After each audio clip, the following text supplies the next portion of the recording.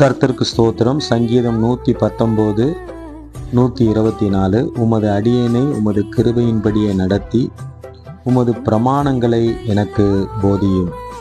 பிரியமானவர்களே, தேவனுடைய சத்திய வசனங்களை நாம் அறிந்து கொள்ளும்போதுதான் அவருடைய கிருபையினுடைய தன்மையை நம்மாலே புரிந்து கொள்ள முடியும்.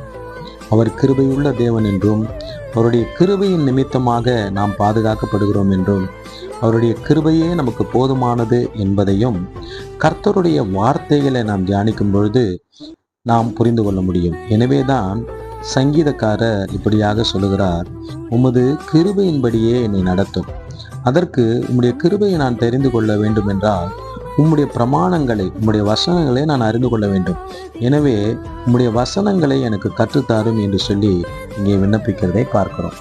இந்த வார்த்தையின்படியே நாமும் ஜெபிப்போம். நல்ல தகப்பனே, சங்கீதம் 119 124 பிரகாரம் நாங்கள் ஜெபிக்கிறோம். உங்கள் கிருபை இல்லைன்னா நாங்கள் வாழ முடியாது ஆண்டவரே. நாங்கள் வாழ்வதற்கு தேவை, அவசியமானது உம்முடைய கிருபையாக இருக்கிறது.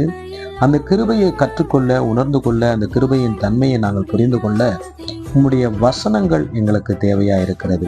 எனவே உம்முடைய வசனத்தை எங்களுக்கு போதித்தருளும் ஆண்டவரே. உம்முடைய வார்த்தையை எங்களுக்கு சொல்லித்தாங்க.